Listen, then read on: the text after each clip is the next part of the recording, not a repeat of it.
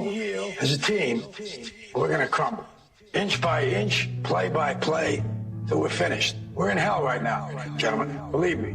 And we can stay here, get the shit kicked out of us, or we can fight our way back into the light. We can climb out of hell. 1 inch at a time. You know, when you get old in life, things get taken from you. I mean, that's part of life. But you only learn that when you start losing stuff. You find out life's this game of inches. So is football. Because in either game, life or football, the margin for error is so small. I mean, 1/2 a step too late or too early, and you don't quite make it. 1/2 second too slow, too fast, you don't quite catch it. The inches we need are everywhere around us. They're in every break of the game, every minute, every second. On this team, we fight for that inch. On this team, we tear ourselves and everyone else around us to pieces for that inch. We claw our fingernails for that inch. Because we know when we add up all those inches, that's going to make the fucking difference between winning and losing. Between living and dying. I'll tell you this, in any fight, it's the guy who's willing to die who's going to win that inch. And I know if I'm going to have any life anymore, it's because I'm still willing to fight and die for that inch. Because that's what living is. There's 6 inches in front of your face. Now, I can't make you do it. You got to look at the guy next to you. Look into his eyes.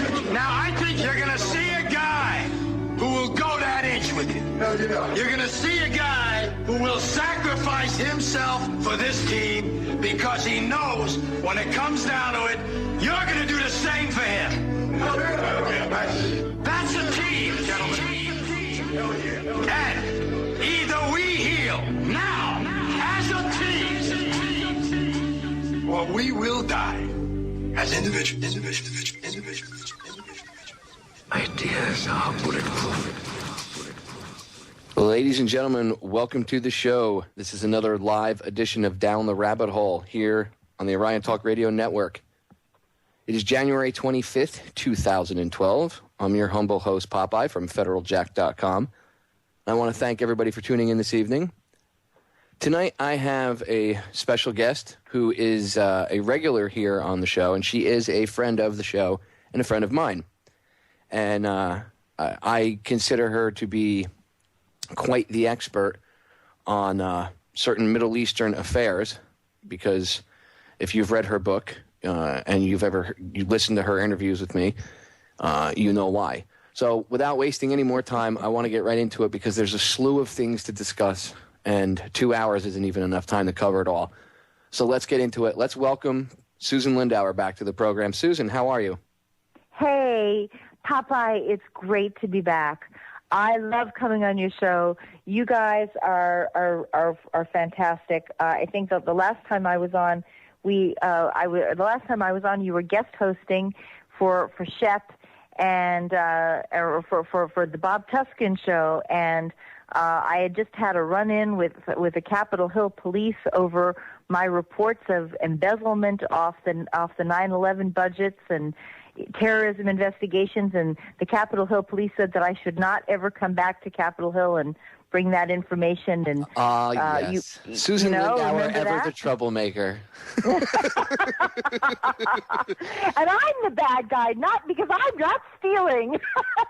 If I could just learn to steal like everybody else, right? Yeah, if you were evil I've like them. got to point it out. I've got to be the one who points it out all the time. If you were evil like them, then it would be okay. If you did bad, horrible things, it'd be okay. But when you try to point those things out to people and make it public, then that's a no-no, Susan. You ought to know that.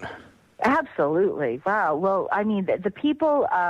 It's a good segue to what's going on in Florida and Newt Gingrich and South Carolina, and the billionaire who's backing Newt Gingrich, and how the money is buying this election already.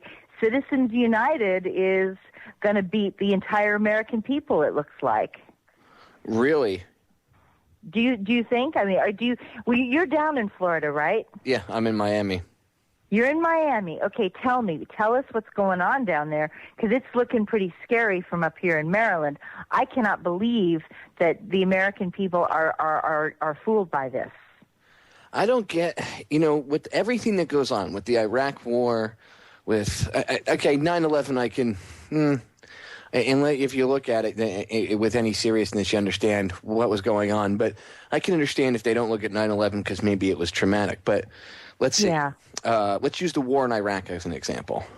How can we not look at something like that and admit that there's a problem in this country when even after all we know now, the lies about the WMDs, the torture, everything, we know it was all crap, the no-bid contracts. We realize it was more about empire building and people making money on that empire building.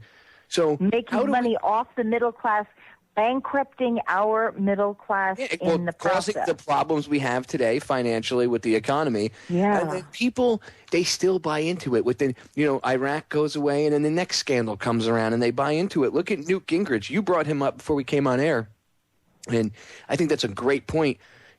We can get into Libya and Iran and everything else a little bit later. But first I want to cover that because Newt Gingrich really, it bothers me that people are really buying into his crap. I mean, people are really drinking his Kool-Aid, Susan. What the hell is going on with that? Oh, that is some scary Kool-Aid. I just remember this man when he was on Capitol Hill, and I've seen him up close and personal because I was a congressional staffer when he was Speaker of the House. He is a vicious, ugly human being.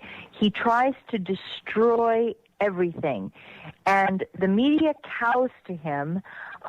He does not respect other human beings. He is not leadership quality. He is a brawling, nasty, vicious man. He is, okay. We talk about the 9/11 cover-up, and I know not everybody cares about that, and I don't want to go off onto a tangent about that. But the reason you have the Patriot Act, the reason you have the 9/11 cover-up is because of Newt Gingrich and his friends. These are the people who brought it to us. They are the ones who've done this stuff to us. And I'm horrified to see that the men who supported George Bush, the men who are working with Newt Gingrich are back at it again. And, God help us if we have George Bush III. Well, remember, he called his little thing in the 90s the Newt World Order, Susan. So, yeah, he's a neocon scumbag right to the core. Yeah. I mean, him and Richard Pearl probably still have donuts together. Okay. Oh God. Paul Wolfowitz. Okay, they're evil. Gingrich is such a turd, and when people say, when people got upset about him with the whole his wife, asking his wife have an open marriage thing, I think that thing was a whole setup. Okay, and the reason I think it was a setup was because they were trying to play into the people in South Carolina. The uber conservatives that, they understand about forgiveness and understanding, and that's what he was playing to. And he allowed the mainstream media to attack him, and he played the martyr. And by being able to have John King have that first question asked of him, which was about his wife, Newt was able to put him in his spot, which is not hard to put one of these mainstream douchebags in their spot. So he puts him in his spot, and now he looks butter, and then he wins the South Carolina primary. If that doesn't reek of crap to you, plus you had Romney. No, it does reek to crap to me. It does, and it's like, how could South Carolina fall for it? South Carolina. He was like, I hope if he wins, it'd be, maybe Newt will win. That'll be good for him and stuff like that. Like, he did not care. Like, somebody told him beforehand, you're not going to win, so don't care about South Carolina. You know what I mean? There was no emotion in it. Mm-hmm. So you can see. I didn't mean to cut you off. Go ahead, Susan. No. Newt scares me. You all, a lot of the listeners know what happened to me. You know that I was the U.S. Let me remind everybody, I was the U.S. intelligence asset covering Iraq at the United Nations from 1996 to 2003. I was subsequently arrested on the Patriot Act. I was the second non-Arab American ever indicted on the Patriot Act. And I got arrested 30 days after I requested to testify on Capitol Hill about the real facts of an Iraqi peace framework and Iraq's attempts to cooperate with the 9/11 investigation. And they did not want to tell people the truth. Our team had warned about 9/11, and so I have special reason to be afraid of these people. These are the same people who did this to you. They are the people who lied. They're totally untrustworthy. They're very dangerous people. I'm going to cut you off right there, Susan, because we got the break coming up. Ladies and gentlemen, stay tuned. More with my friend, Susan Lindauer, when we get back. I promise. You won't want to miss this. All right, ladies and gentlemen, we are back. Now, why is it important that Susan and I talk about the election of 2012 this year and how it's going to, there's a lot of chicanery going on, and you can see that they're trying to steer it away from, Ron Paul, and they're trying to get people to go behind globalist douches like Newt Gingrich. Now, why? Why is this important when we talk about this? Well, because this is the very same type of chicanery that led to 9/11 and to Iraq, and which brought us into this current economic situation that we're in. Most people like to blame old people and the disabled. Oh, these freaking handouts. No. Although there are people abusing the welfare system and things like that, yes, but that's not the biggest problem. Our biggest problem is spending with the military-industrial complex and this ever-going empire building. And you can't stop the empire building. You can stand in front of the tanks while they're coming at you, but the tank treads can just run you over and continue on. Your best hope of stopping that is to stop it before it even starts, okay? And that's where we're at with, what I want to call the Middle East, the Battle of the Middle East Part 2. Part 1 was Iraq. Part 2 wants they big, besides the little skirmishes here and there, and I mean bombing Pakistan and pissing them off, I mean major invasion-wise, the next thing on their target is Iran. And that's where we're headed. And you got people in this 2012 race, Susan. And watch Syria. Did you hear Syria. Did you hear what he said the other day? He said if he were president, Wolf Blitzer, Zionist right there, but Blitzer asks Gingrich what he would do if Israel attacked Iran. And Gingrich goes, well, I would already know about it, because if I were president, we'd be helping them attack. That's basically, in a nutshell, like 2.5 minutes of what his answer was. And he said if he were president, he would help Israel attack Iran. So there you go for Newt Gingrich, ladies and gentlemen. Yeah, these are neocons. This would be if Newt Gingrich is allowed to buy the election. And let's remember, the reason he's in the race at all right now is because he's got a billionaire who is providing his funding. Essentially one campaign contributor who's bankrolling him. And this is Citizens United. This is the corporate personhood, when corporations have more importance than, 1 million Americans. And, one corporation is worth 1 million American voters. And why do we even need to vote? Because the corporations can vote for us, and they're going to make the choice, and and we're going to suffer the consequences. And this is the first election where we're seeing corporate personhood take its toll on our society, on our election process, and it's looking ugly. These are restoring the neocons to power. Just scares the hell out of me. I am just the Tea Party, Rand Paul and Ron Paul believe in the Constitution, but a lot of people jumped into that Tea Party that have no respect for the Constitution at all. And they are not fiscal conservatives. They are, big bang Republicans looking for the almighty dollar for the military-industrial complex. Let's not forget the wars in Iraq and Afghanistan. The debt ceiling is now $15 billion. Of that money, $5 trillion is for the wars in Iraq and Afghanistan, and that's separate and apart from the regular defense budget and the Veterans Affairs budget, the health care benefits and pensions and stuff for the military. We're talking about, actual war spending, mostly hiring KBR, Blackwater, the mercenaries, contractors, private army to come in and assist the United States. We pay American soldiers what, 30? You tell me, 38,000, Popeye, and then the contractors that are over there paid by American taxpayers. They don't even make that much. When you're a private, when you're an E3, which is what most of these guys that are over there are E2s, E3s, or there's higher ups, but a lot of the grunt work is done by the E5s and below.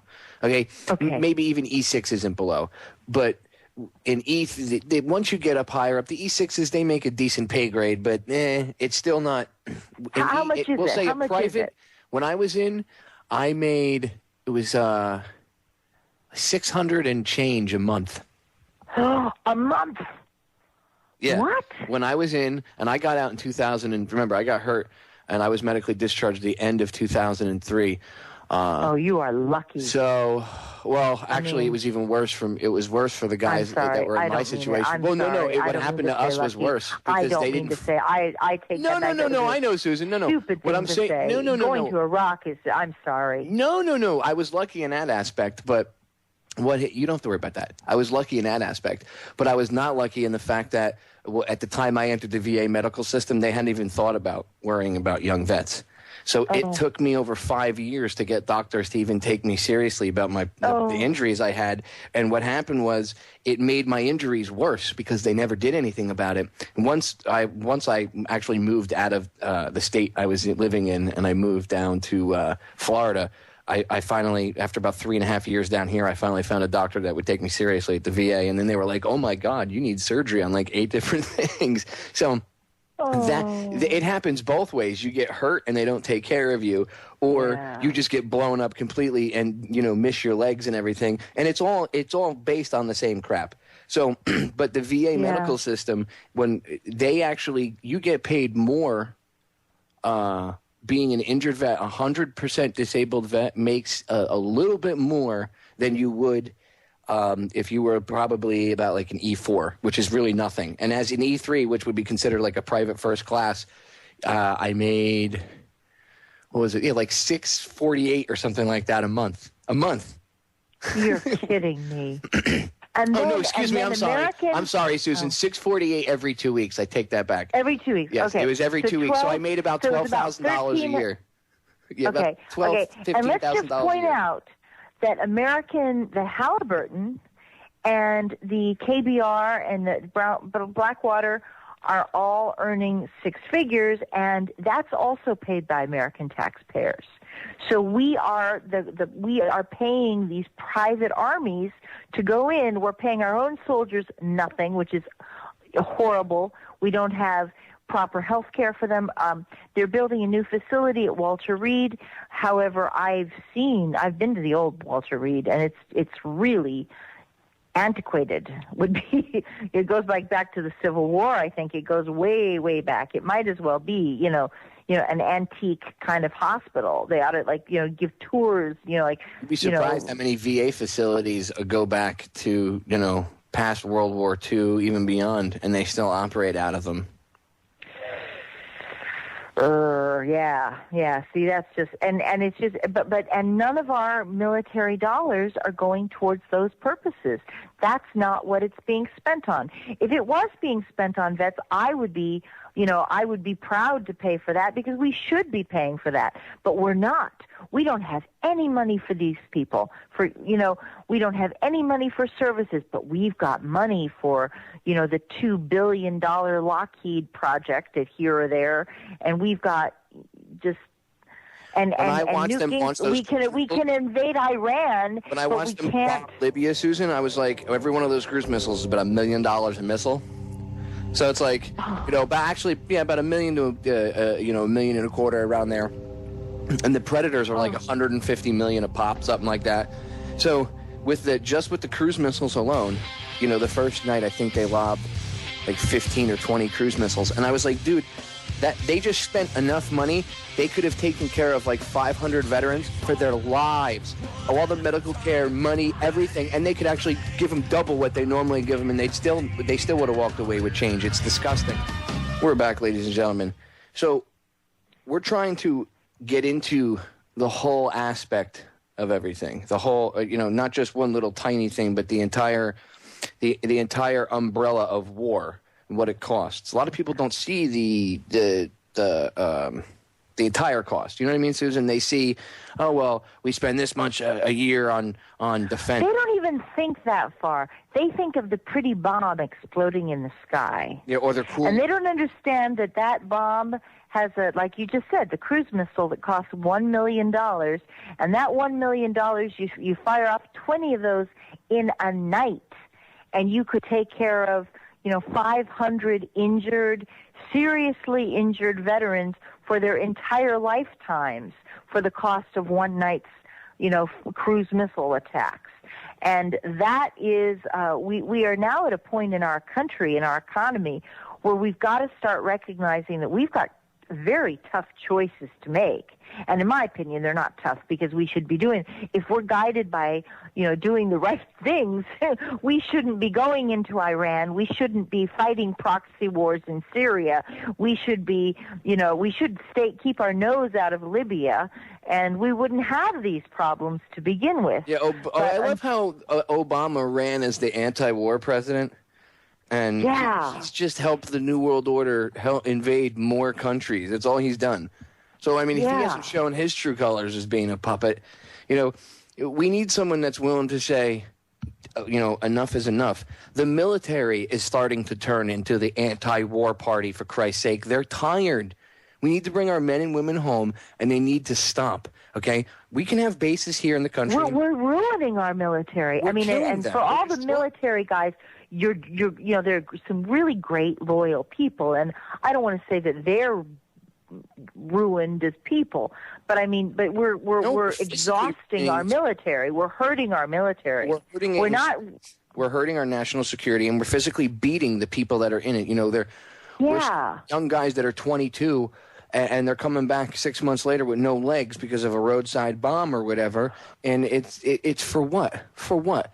What did we gain from Iraq? Nothing. I don't want to hear we brought them freedom. That's horse crap. We didn't bring them freedom. Even went over there. The quote-unquote original reason was because of the weapons of mass destruction, which, by the way, ladies and gentlemen, Susan spent a year in the brig because she knew that was bullshit, and she called them on it, and they locked her up in jail and tried to throw away the key so that you, the listener, couldn't hear what she had to say. Yeah, you think he's kidding? Yeah, no. I had notified. Remember our good friend Colin Powell, who complained bitterly that no one came to him before his notorious speech at the United Nations right before the invasion of Iraq, when he stood up and told everybody that there would be all these, special weapons of mass destruction that Saddam was hiding in mobile factories that he was driving around the desert in little, so that nobody could find them.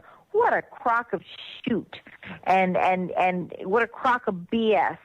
And I had gone to Colin Powell and gone to his home because he lived next door to my CIA handler, and I took him copies of the Andy Card debriefings on the 11 debriefings to Andy Card on the status of the weapons inspections talks, and I gave him an analysis of it, saying that Iraq had wanted to have the weapons inspectors in for 2 years prior to the invasion, and that they had been trying from the very end of the CIA had been holding covert back channel talks through me at the United Nations with the Iraqi ambassador, and everything was being reported to the highest level. This was George Tenet was in power then, and I guess probably Richard Clark was getting the debriefings.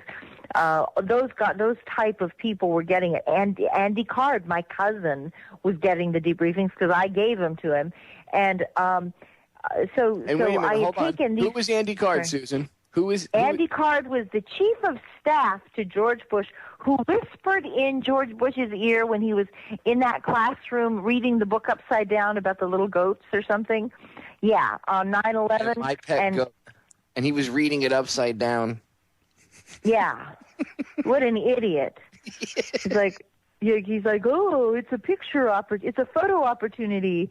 You know, I mean, it's like he's got the book upside down. No, 9/11 was that's one indicator right there that it was a contrived event, because you can see that his mind was elsewhere, so he wasn't even paying attention to little minute details of the script that he was supposed to stick to, like holding the book upright.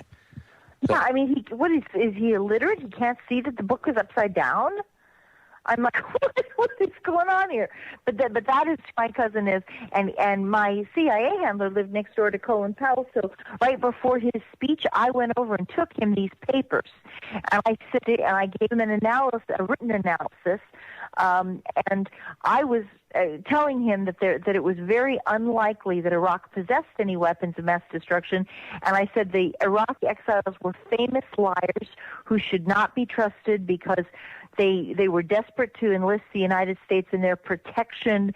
If they were to go back to Iraq, they would never have any support in the community, which of course is true, and they would be depending on the United States military to prop them up and to threaten their opposition.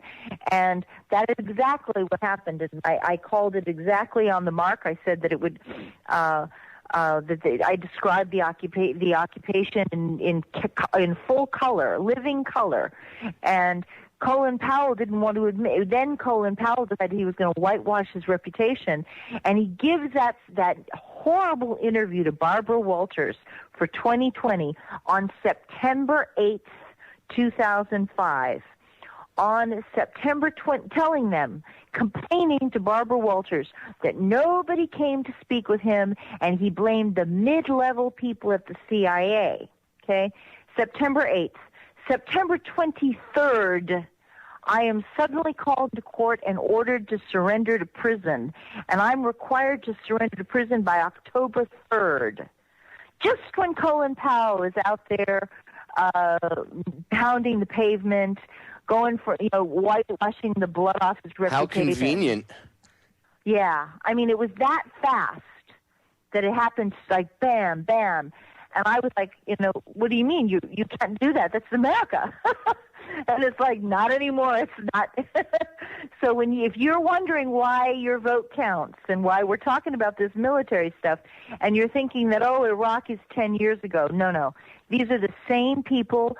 Look at Iran, look at Syria, look at what Obama is doing in northern Africa. I stand by my harsh criticism of the new Libyan National Transitional Council. They are a frightening group of people. They are Salafists.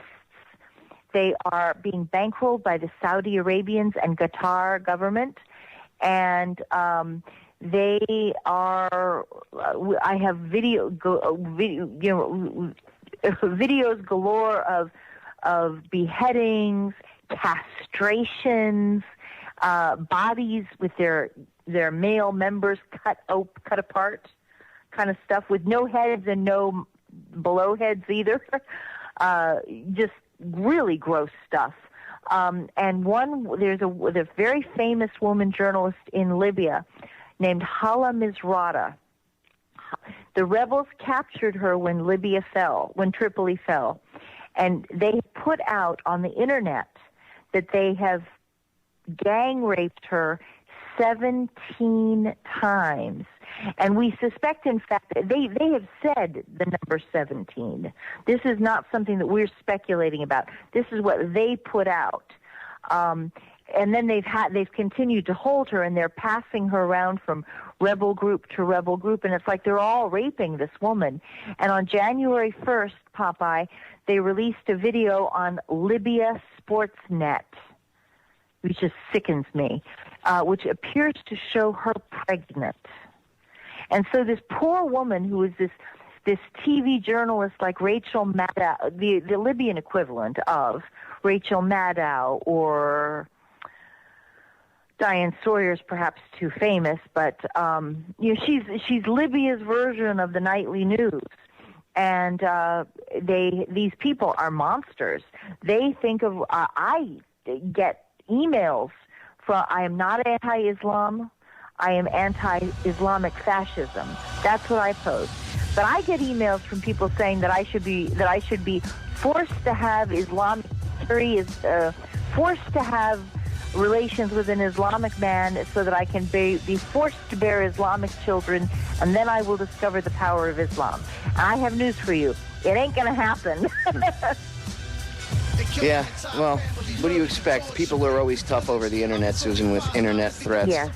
Ladies and gentlemen, stay right there. We're going to break. More when we get back. Ladies and gentlemen, we were back with the final segment of the first hour, but we still have a whole nother hour. I have new lips tonight, ladies and gentlemen. Susan, getting back into it, some of the people, that are listening are new listeners. So for the new listeners, I want to give you this last segment here. We have about 10 minutes. Let's get into what you went through and how you got out, and in like a brief form of what happened after you were arrested, and then how you got out, and then hour two into Iran and Libya and stuff. But I want to tell everybody, because my story, I think, is very important for what's coming in this age. It's a frightening story post 9/11. I was arrested on the Patriot Act after working for a decade in anti-terrorism with covering Iraq, Libya, Egypt, Syria, Hezbollah, Yemen, and Malaysia. I dated the ambassador to Yemen at the United Nations. I know things about Yemen. We've never even talked about Yemen.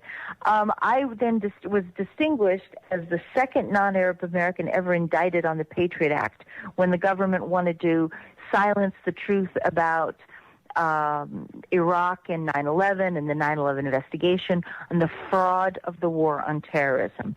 I do believe there are real terrorists in the world. I believe that when I was working in anti-terrorism, there were 200 to 300 terrorists in the whole world who wanted to attack the United States. Now I would put that number between 3,000 and 5,000 who are totally dedicated to attacking us. We do not have a situation that requires the Patriot Act. The Patriot Act is much worse than you've been told. I personally was hit with secret charges, secret evidence, secret grand jury testimony. That meant that I was not allowed to know what I was accused of doing. The government was not required to show any evidence to the judge or potential jury that I actually did it. They were the judge would have been required to say that the prosecutor considered it sufficient to merit conviction, and that was all the jury needed to know. And I was never allowed to know what my accusers had said to the grand jury. I was never allowed to know who they were, who testified against me. Everything, it was like a star chamber. And this ties back into the whole Newt Gingrich thing. These are the same people who were attacking me. These are the same neocons. And if you're out there and you're concerned about freedom, I know people are upset with Obama.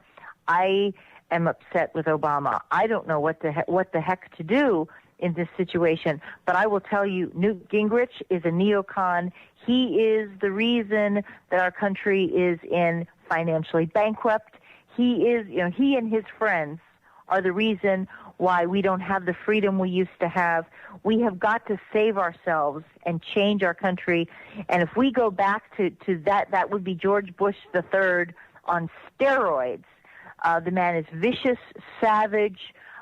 He is a dirty fighter. He is not honorable as a leader. And we are facing extremely difficult challenges ahead, and we're already suffering so badly. I think our country will fall apart if Newt Gingrich is elected.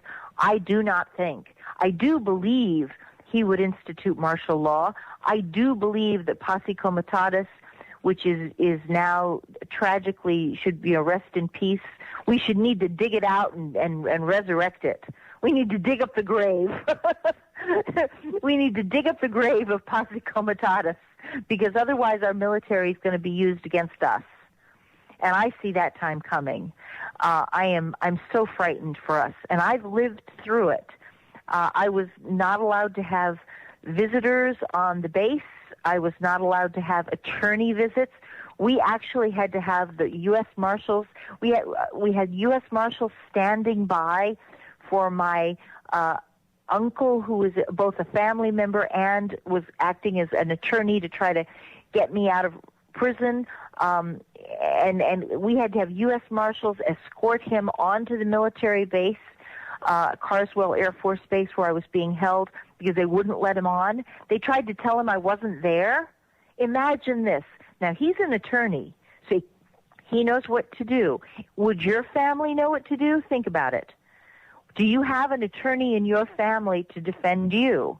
Because what happened was he went down to that base. He drove 700 miles, and they said, "Mister, there is no prison here, and she is not anywhere in our campus.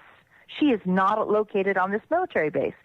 And he said, "Well, sir, I have the court orders demanding that she surrender to prison here, and let me show you, she is here." And they said, no, she's not. No, she's not. And he said, well, may I see your commanding officer? Because yes, she is. I have letters that she wrote, which are postmarked from your prison, from the prison inside your military base, Carswell Air Force Base. And they're like, no, we don't want you to come in here. You are not coming in here.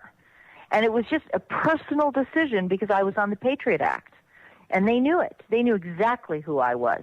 And they were not going to let me see an attorney or a family member. He was both. He could have qualified under either category. And, I ask you, would you have the same resources to fight? Because I am an activist. I'm very outspoken. I know my rights. I've read the Constitution. Can you imagine somebody who doesn't have that fighting spirit, who's not trained as an activist, who's not, a professional pain in the butt? What could they do to your friends? Because this is what's coming. What could they do to your mother or your sister or your daughter? Somebody who's maybe a little bit nicer than I am. I had been a CIA asset. I know how to fight. And these people, they blistered me. And I know how to get it. I'm resilient, which is how I even survived it. But they gave me a beating that they thought was going to kill me. They were sure that they had just destroyed me. And anybody else would have been destroyed, I think.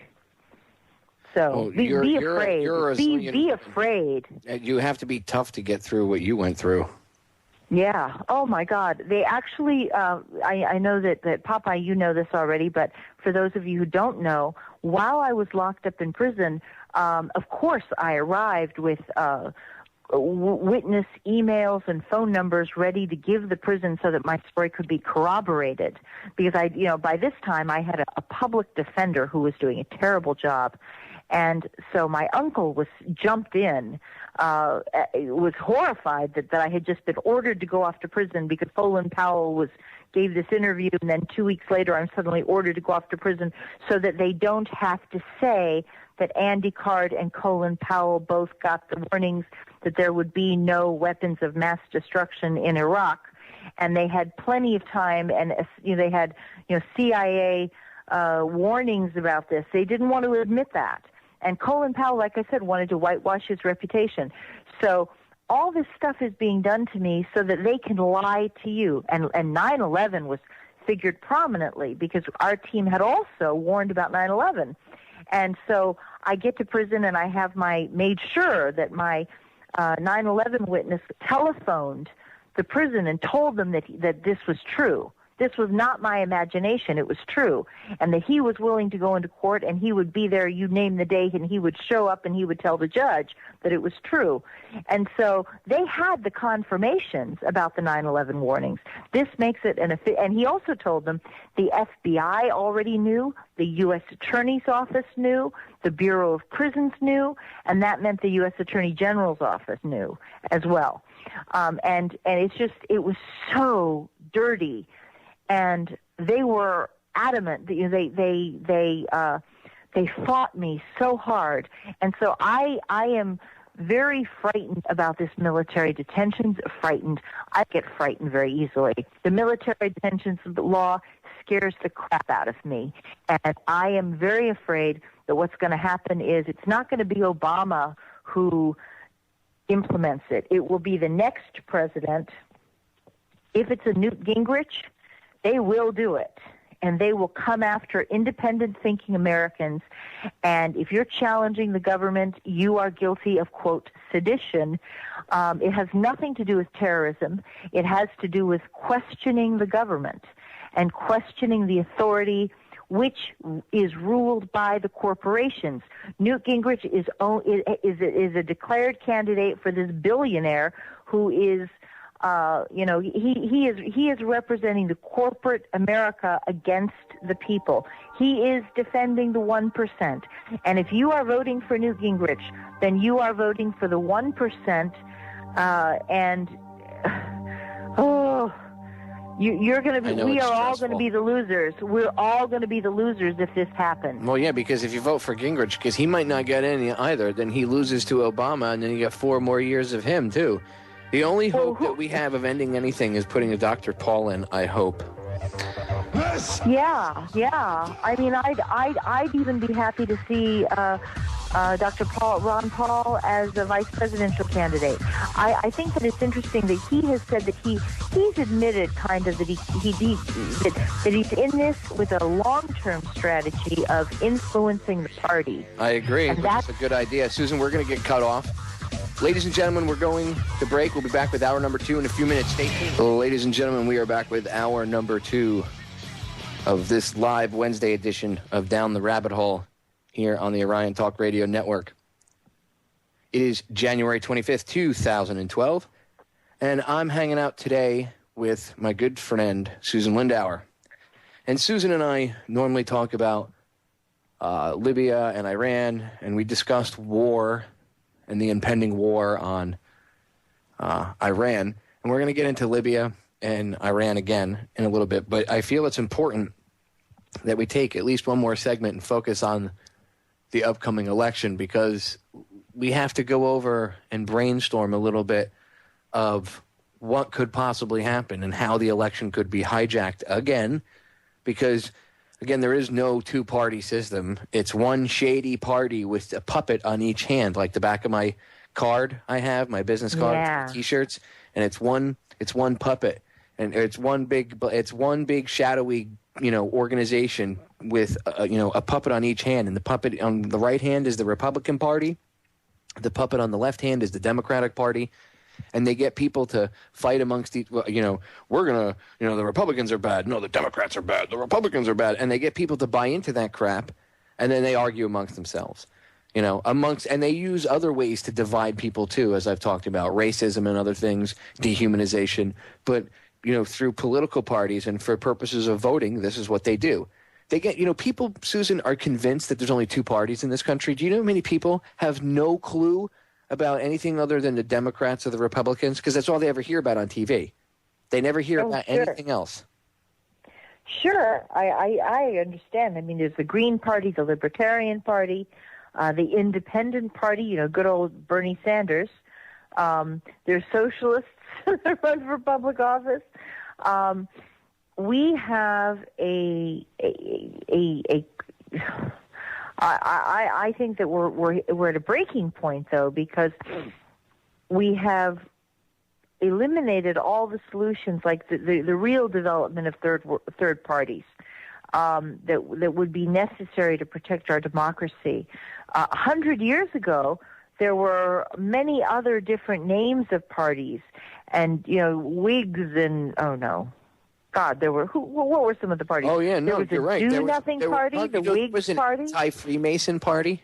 It was one of the most popular political parties of its time. It was called the Anti-Freemason Party. Listeners, go look it up. I swear. The anti-Illuminati. I swear to God. Anybody that wants to, laugh and say, oh, the Illuminati and that stuff isn't real and it doesn't exist and you're a tinfoil hat wearer, go look up. Yeah. Go see that they made an anti-Freemason party back in the day because they knew what was going on. They knew that Freemasonry had been taken over, from the inside. Washington even talked about it. He was a Mason. He was an insider, and he talked about how it had been taken over. Go Google Albert Pike. You want to see what's going on today? You want to see something scary, Susan? Google. In fact, if you go to federaljack.com, you can just look in the little search bar. Just type in Albert Pike and the 3 World Wars, and it'll bring up a bunch of stuff, and you can click on the articles. Read what Albert Pike wrote. He was a Civil War general, 33rd degree Freemason, a Satanist, okay? And this guy was bad. Very, very, very, very bad. And he wrote how they were going to start World War I, World War II, and World War III. Okay? And read how they said they were going to do it. World War I started and happened the exact way they were going to do it. And it talked about what their goal was with each war. And it was to push everybody in the world, mankind, towards wanting this global government. To keep it as a solution to the world. Help. And no.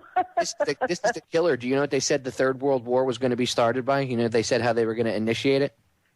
They said they were going to. This is from what Pike wrote, that they were going to get the Jews. I think the time I don't know if they used the term Jew. I think they used they called them. They might have called them Israelites or whatever. But he wrote that they were going to use the Jews and the Arabs and have them fight against each other and kill and wipe each other off the planet. Oh, and this was at the time of the Civil War 150 years ago. Yeah, it's called at the end of the Civil War, a couple months after the end of the Civil War, and he's also the founder. 1865. Yeah, around then. Yeah, around the end of the I would say like maybe between 1865 and like 1880 he wrote it, somewhere around there. Okay. Check this out. This is what's worse. He's one of the founding members of the Ku Klux Klan, right? There's a statue outside the Department of Justice building of Albert Pike commemorating him. Remembering the founder of the Ku Klux Klan. Oh, boy, Washington hasn't changed in a long time, has it? No, it hasn't. I tell you, we the more things change, the more they stay the same. That is scary. That's really scary. It is. It's very scary. But I mean, but the thing is, what I'm afraid of is not that we're going to have one massive government. It is that we're going to have one global collapse, and we're all going to share the pain. And I have to tell you, I do not understand how these idiots in the neocon movement or the Bilderberg Society can possibly, how could it escape, how could basic economics escape them? That if they destroy their consumers, if they destroy the middle class, then they will lose their market for their products. Who's going to buy the automobiles? Who's going to buy the TV sets and the furniture and the fancy houses? Who's going to keep them in their luxury that they're used to attaining? If we're gone, how are they going to? Have they seen these countries where there's vast poverty and a very limited elite middle class? Even in a lot of these countries, the middle class becomes the super wealthy. And by our standards, they would just be ordinary people. But in their societies, it's like if you have anything at all, then you are, supremely privileged. We are moving to that stage ourselves. And I think that America, the year 2012 is going to be a critical year. We know this. All of us know this. Is going to be critical for what's going to happen. And I just don't like what I'm seeing. I don't know. I'm not really happy, with some of the stuff that's coming out. Although, in my opinion, like the Mayans, they, everybody has misquoted them and said, oh, the end of the, the earth, the end of the world. No, the end of an age, meaning like the end. I think this is going to be the tipping point where 2012 is like the fulcrum, Susan. It's we'll use one of their symbols. It's the tip of the pyramid, and we're coming up the port side of the pyramid, and we're about to come to the top. And as soon 2012 is when we crest that tip, and we start marking on the other side. Because remember, the way I understand things, okay, and now this isn't some new age wishy-washy crap, but I think even religious people, spiritual people understand this. The universe arcs towards justice. Eventually, horrific things may happen, but eventually it arcs towards justice, and we are headed in that direction. And I really think that this year is going to be the tipping point where we get over that tip and we start to come down the other side, and people are going to start to wake up and more and more, and they are every day, because they're forced. When I say they, I mean these elitists. They're forced to push things through much faster because they're behind in their time frame by many years. They actually wanted to have a one world government by the year 2000. They were hoping to have it by the millennium. It just didn't happen. But that was their goal. So they're already behind. So now I think they realize that their time is running out. I think they realize that they have become obsolete. We are evolving, and they are going to be what's left behind because humanity is trying to evolve, and it's like they're holding everybody back. So it's really that's the deep end of the rabbit hole, as it were. But I just wanted to touch on that for a second. We're going to break, though. Ladies and gentlemen, stay tuned. We'll be right back. 3 minutes. All right, ladies and gentlemen, we're back. And I want to get into, because we've only got 3 segments left, and time flies, especially when Susan comes on. So I want to get into a few things. But before we go anywhere, I want to take this second to give Susan the opportunity to plug her book. And this is me wanting her to plug her book because I have a copy of it. And I have to tell you, the book, for you to understand everything that she was talking about in the first hour with her, the dealings with the Bush administration and how the things that, the pre-9/11 warnings and the war in Iraq and everything else in the WMDs, you have to read her book because she goes into detail. And, sometimes the only way to understand a story in its full context and in its correct context is to read the entire thing, even if it's, if it gets as detailed as it possibly can be. And, thankfully, Susan made it detailed and at the same time not tedious to read. It's pretty interesting. It's real life, but it reads kind of like a spy novel in the very beginning. It kind of lures you in, and then you see what happened, and it's kind of like a government thriller or something almost you'd see on Lifetime or whatever. So just take the time to read the book. It's a really important read. So, Susan, tell everybody the name of your book and tell them where they can get it. It's Extreme Prejudice, the terrifying story of the Patriot Act and the cover-ups of 9/11 in Iraq. And it's available on Amazon and Kindle. And this is the Patriot Act from the defendant's chair. They have told you a lot of lies. They lied to you about 9/11, which everybody in this audience already realizes. But the lies are bigger and deeper and broader and more. There's long-term consequences that people don't even understand. I have tremendous sympathy for the 9/11 Truth Movement, which is interested in how 9/11 happened and the fact that there was, in my opinion, there were airplane hijackings as a cover for the controlled demolition of the building. But also beyond that, the 9/11 investigation was totally screwed up. And most people are not even aware of the fraud of the war on terrorism, and they buy into the war on terrorism, and we are losing our power. And you're being told over and over again the only way to tackle this is through war. And my book outlines how a totally different way that this could have been handled, that would have been far more impactful.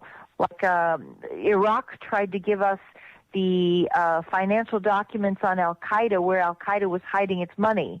The money from Al-Qaeda and you could say, yes, it's created by the CIA, but the bottom line is they did exist. They do have bank accounts.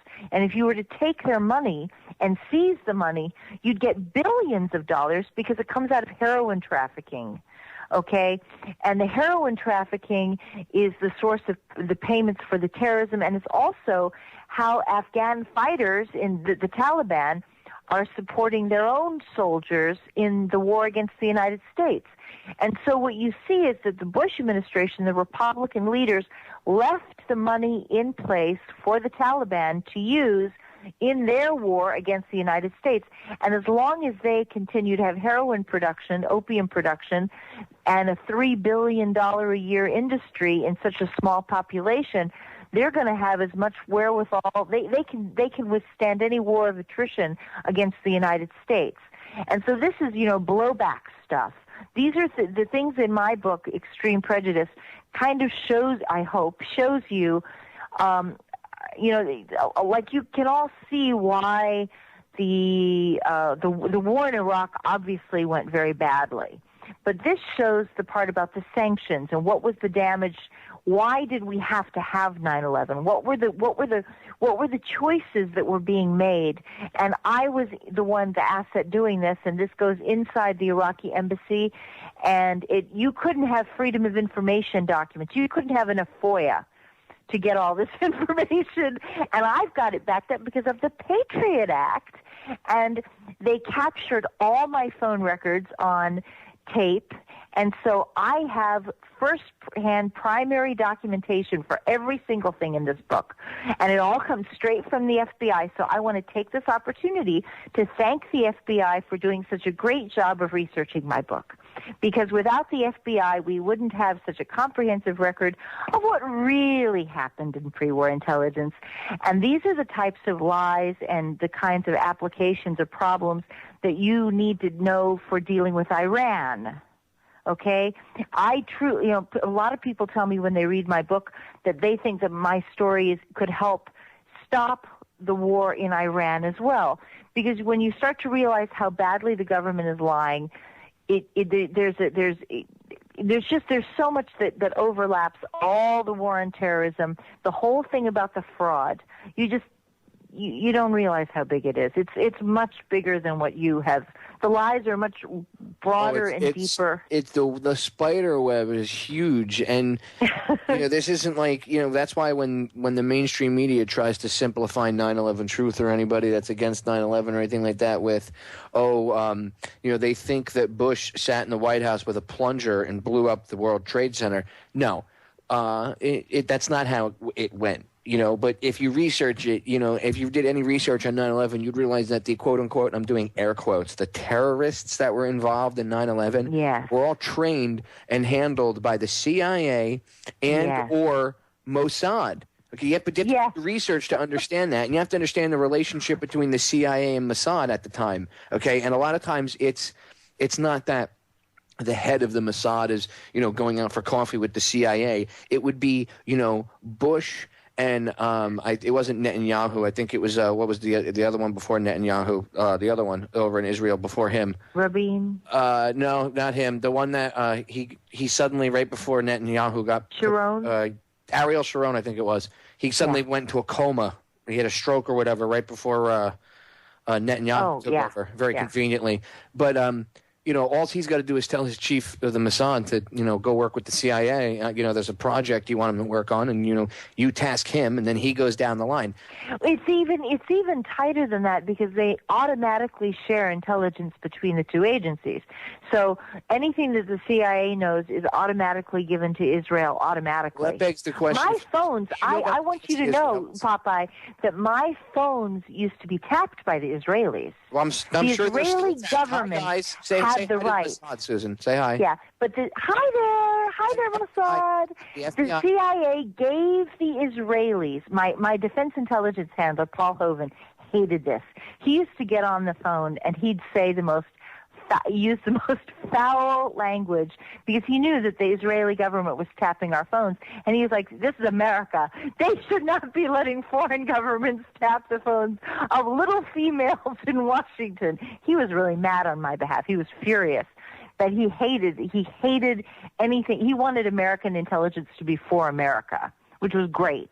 He always talked about the USS Liberty and how he was totally devoted to protecting America first. Okay, so but so this was not considered a good thing by us, but they did. He told me straight up that the Israelis were tapping my phone calls and that the CIA was letting them do it. So I kind of have funny stories. I've had very, very funny experiences. The FBI just hired, the contract went out, it was like, I think somewhere around $580 or close to like $600,000, somewhere around there, for some private corporation, obviously a private company, to monitor all internet broadcasts on all internet-based radio, including this one, and record them and archive them. So really quick before we go to break, I just want to say hi to the NSA, the FBI, the CIA, and all the other alphabet agencies that are listening. Hi, guys. Do me a favor, support Orion Talk Radio, since it would be job security for you guys. Throw the network $20 and we'll give you guys a free t-shirt you can put in your little evidence locker.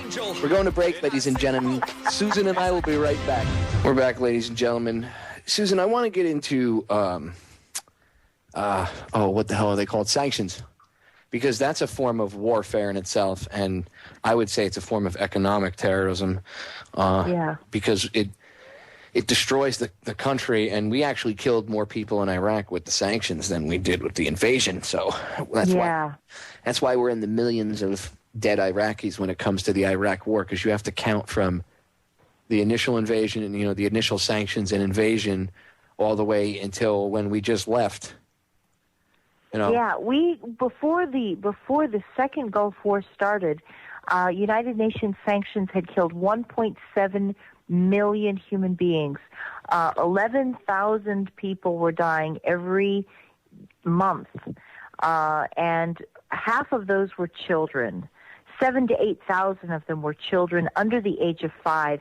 The United Nations had an artificial cutoff at 5-year-olds. They refused to count 6 or 7-year-olds. But the little children were dying just of starvation. We wiped out literacy in a single generation.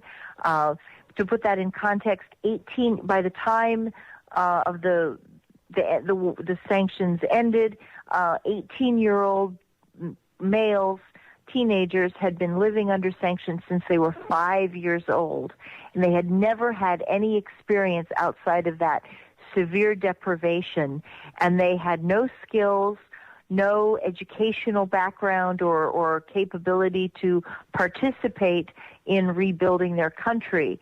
And so it is often argued that sanctions violate the Geneva Conventions of War as collective punishment against civilians, because sanctions target civilian infrastructure, which is necessary to survival, clean water, electricity, hospitals, medical supplies. Sanctions act as collective punishment against all the civilian population, and it's a devastating thing. People don't really understand that. And then they were surprised after 13 years of misery that the American people were amazed when American soldiers showed up in Baghdad and they were automatically hated. At first, there was some hopefulness that the United States would get rid of the sanctions and things would get better because the sanctions would be gone. But very quickly it became clear that the Iraqi exiles who had come in did not know how to rebuild the society. And the United States was only interested in the military, and they were not interested in rebuilding the society either. And the Iraqi exiles stole hundreds of millions of dollars. I have a friend who I was locked up with at Carswell Air Force Base, and she told me that she had been into houses in Jordan of Iraqi exiles who had literally the United States government would come, because there were no banks. Remember, there were no banks at the beginning of the war. So the Americans would drive in carrying these convoys loaded with cash. And literally, the Iraqi exiles would be tasked to drive the trucks, And they would just drive off, I swear to God, drive off into the desert, down a dirt road, and then, go over the sand dune, and there'd be a crew of people ready to offload the U.S. dollars. And she swore that she had visited houses where there were rooms, I swear to God, Popeye, rooms of boxes of stuffed with $100 American bills. I swear to God. And they were not $1 bills or $5 bills. She said it was packed with $100 bills. It would just be a wall I wonder where all that shoe boxes. No, seriously, a wall of shoe boxes. And whenever they needed something, they'd just go they'd have it locked, and sometimes they'd have a guard posted outside the door in the house, not outside the closet door, but in the house itself, to make sure that they couldn't get robbed. And they'd open up they'd unlock the closet door and pull out wads of $100 bills. She said she was aghast.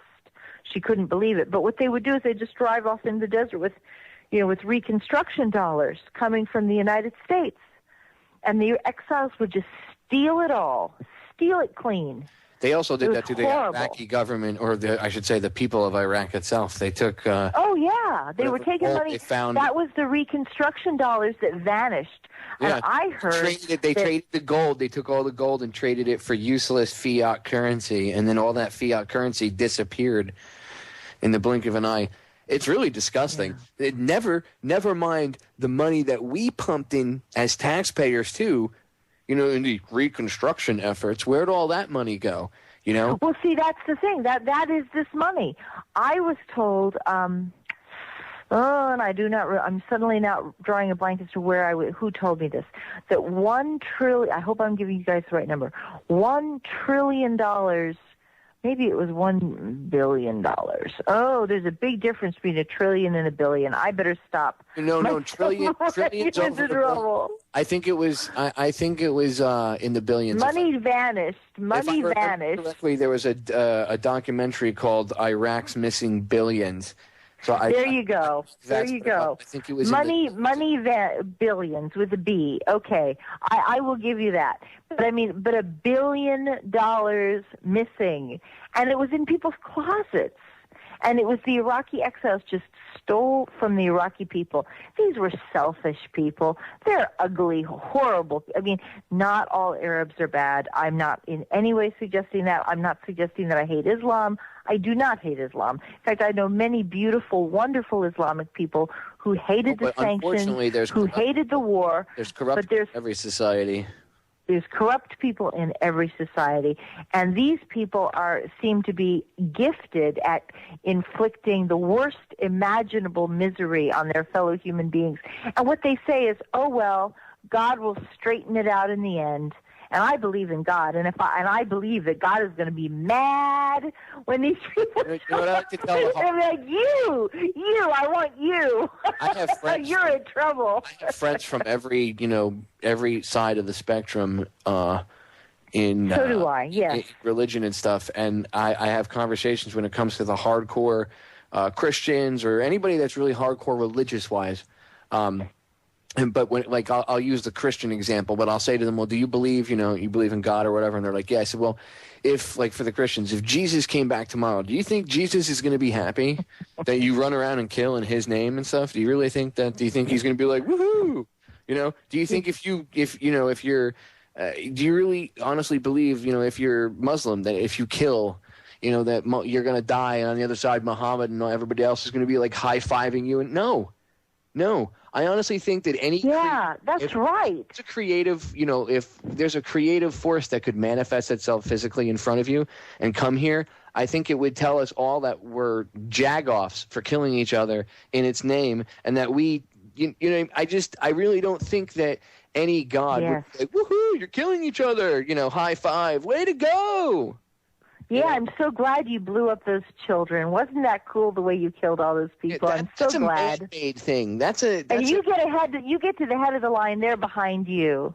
They're somewhere down the line, But there is this attitude in Islam, and we all know it. And it's It's not a racist thing to say because they proclaim it themselves. You know, they'll do things and they'll do horrible things, and then they'll say, "Well, I gave that person martyrdom."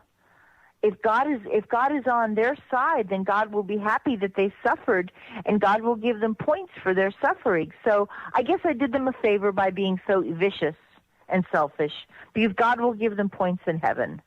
I'm like, what is this? Oh, no. That kind of retarded thinking is what's gotten us. That, you know, people get locked into this when it gets to that level where you're killing people over religious reasons, I consider that to be zealotry. And when people start to go, you know, again, any organized, that's why I'm a spiritual person. I believe in, you know, creative force or whatever, but I don't believe that we know the truth about it. Me too. All. And I believe that organized religion is used to control man. And if you look at history, it proves me right, because all the time they're always getting people to fight amongst each other over dumb religious reasons. If we all realize that we're all the same, right? Yeah. We're all the same. If we all realize that we're all human and we're all the same, and we just stopped fighting and stopped doing what these morons want, a lot of this would end tomorrow. All right, ladies and gentlemen, stay tuned. We're going to break. We'll be back with the final segment in just a minute. Ladies and gentlemen, we are back with the final segment of tonight's edition of Down the Rabbit Hole. I want to thank all the listeners for tuning in this evening. As always, you guys are the reason why I do the show. If you weren't around, there would be pretty much no reason to, I guess, come on every night and be so energetic or into what I do. You know, you guys help me draw. You guys are the driving force. You know, it may not get said often, but it is really the listener that, you know, causes most of us to come here, because we realize that there's people that do listen to what we have to say. And that's why we come back, you know, day after day, week after week. And so I just want to say thank you to all the listeners. You guys are much appreciated. And even to people that come into the chat room and stuff, you guys are much appreciated. Thank you. So we have about 10 minutes left, and I want to get into a few things with Iran, because this is really pivotal. Susan, we are really pissing off other countries than just Iran by messing with Iran. We're pissing off Russia and China. And a lot of it has to do with, like, the UK says, well, we're going to cut, or the EU rather said that we're going to cut all, you know, oil exports, or imports rather, from Iran. And they said, well, that's okay, because we just, you know, picked up a 40% increase because of China. And Russia. So, you know, F you, and take your 20% and stick it, because we made that 20% up and made an extra 20%. So na. Now, India. Yeah, let's point out. Let me point out that. Wait, did you hear about this? India is now trading for oil with Iran in not U.S. dollars, in guess what? In gold. Oh, yeah. In gold? Yeah. Where are they getting the gold? India is using its own gold to buy oil from Iran rather than the U.S. dollar. You know what that means, don't you? Yeah, that means about 6 months till we start dropping bombs. Oh, wow. Wow, I did not know that. Wow. Oh, my goodness. And India, Brazil, and Turkey have also tried to... Turkey is playing to NATO. Turkey's trying to get into the European Union. I don't know why anybody'd want to be in the European Union, but apparently Turkey wants in. Brazil has tried to intercede. But what's happening is that China is cutting sweetheart deals with Iran. And this is very important, because not only is China absorbing the slack from the United States, slack in U.S. and European demand, but China is getting a better deal on the global oil market, right? And so they're undercutting the price, which means the cost of their production is going to fall. The cost of their manufacturing will fall, and that will help fire up their economy and keep their engine of growth moving at a fast pace. Whereas we, the United States and Europe, shall then pay higher energy costs, because we will not be able to benefit from Iran's oil, and we will cut our nose to spite our face. So our companies will have, not that we have that many left, but Europe and the United States will pay higher energy costs, and our companies will then be less competitive in production terms because of the disparity. Also, China is going around the world building alliances in third world countries, like third world continents like Africa and Latin America, and they are trying to get the resources out of those countries so that they can keep their production strong. But they've learned from our mistakes, and they're using an entirely different strategy. Of course, China has a surplus of labor. They have a surplus of doctors. They have a surplus of engineers and a surplus of teachers. So what they do is they export their people into Latin America and into Africa so that they can do community development projects. They can build bridges, they can build schools and hospitals, they can train nurses and doctors, and they can do the whole thing. They can they can provide human quality improvements, community improvements. And those countries then are deeply grateful to China, and China is building alliances the, quote, old-fashioned way of where people actually treat each other with dignity and respect, and then they build, solid relationships based on that are going to be mutually beneficial and productive back and forth. And so China is taking a totally different anti-colonialist approach to this development. Do you see what I mean? And all of so they are going to be able to get these resources from friendly governments who are going to want to buy Chinese goods, and they're going to have lower production costs because they won't have high energy costs because they've got sweetheart deals with Iran in exchange for protecting Iran if the United States goes to war. And that stuff about India and the gold, that's scary. As soon as I heard that, I think it was yesterday I saw it on the news, and I was like, oh boy, that's not good. Because that's not good at all. I mean, it's good for Iran because, see, they have to do that because remember Congress, like 2 weeks ago or whatever it was, maybe a month ago, decided to go after Iran's central bank. And by doing that, they've devalued the crap out of Iran's money.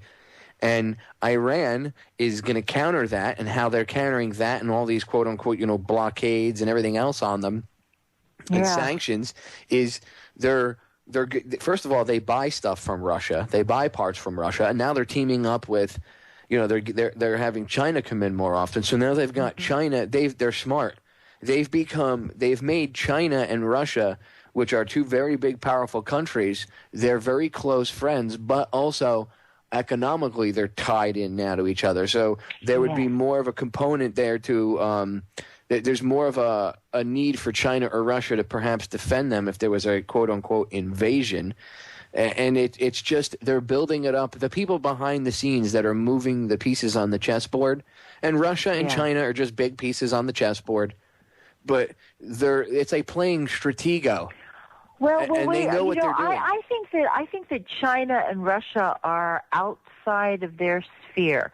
See, I know you may disagree with me on this, but I think Russia may be in their sphere more, but China is outside of their sphere. And that's the chaos theory, that you can plant the Bilderbergs. I agree with you about the Bilderbergs. I believe they're real. And I believe that the Rockefellers and all those guys, they can plan and they can manipulate, and they're very skilled at it. They've got it's almost genetic, I think. Their families have got to be, it's a genetic problem for these people. It's a hereditary condition. There's a lot of inbreeding going on, Susan. Yeah, I tell you. But there really China is outside of their sphere, and they cannot control what the Chinese are doing. And that's why I think Warren Buffett's over there. Oh, by the way, did you see what Warren Buffett did the other day? We only have a few minutes left, but I got to tell you this. He played. Now, the Chinese immigrants built the railroad here, okay? Oh, yes. Oh, yes. He's over in China, and he played on the ukulele on Chinese state television. I've been working on the railroad. Ooh. What did they say about that? Chinese state TV aired it, and a lot of them emulate him over there. So maybe, there's some of the younger generation is dumbed down. But I think I talked to Joe Joseph, a fellow show host here on the network and a good personal friend of mine, and him and I both are of the same opinion that was like a psyop, as an like an elitist FU to the people, the leaders of China. Like, yeah. And you got to go on Chinese state Warren Buffett, okay, this elitist douchebag goes on Chinese state television, plays "I've Been Working on the Railroad" on the ukulele, and nobody thinks that there's something wrong with that. Oh, I'm not being like an uber liberal. Oh, I got offended. I'm saying, to me, that's a psyop. That's an elitist FU to the Chinese government. It sure is. And the people of China that are so brain dead that might not, they buy into what their government feeds them. You know what I mean? It's just, it's amazing what they do. But every time I tell somebody that's in the know or understand what's going on, and I tell them what he did, they're like, "Are you kidding me?" If they didn't see it, they're like, "He did what?" And I'm like, "Yeah, he played "I've Been Working on the Railroad" on a ukulele." Oh, God. Right? Yeah. Ouch. Ouch. Ouch. Unbelievable. So it's almost like they're taunting them. It's almost like they're trying to they're trying to do everything they can, putting their thumb in China's eye, pissing Russia off. Well, I'll tell you something. I think that they decided, this is my theory, and this is my last 5 minutes here of the show. I think they decided to get rid of Obama a long time ago. And I think that the tragedy is that Obama has continued to do whatever they say. Obama's just being dragged around by the nose, following in marching orders, whatever they tell him to do. He's ignoring his own best interest. Anybody would know that some things have got to be done just because they're the right things.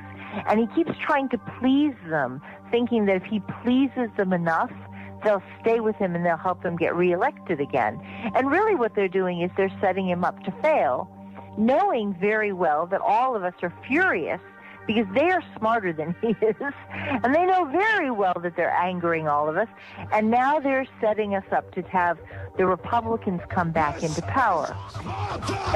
But the thing is, China is playing hardball back, and it's like chaos theory. Well, of course, and Ron Paul, God bless him, God protect him, God love the man. He is throwing a kink in their plan. I agree. Susan, we're going to get cut off by the... I love coming on your show anytime. Thank you. Ladies and gentlemen, thank you for listening.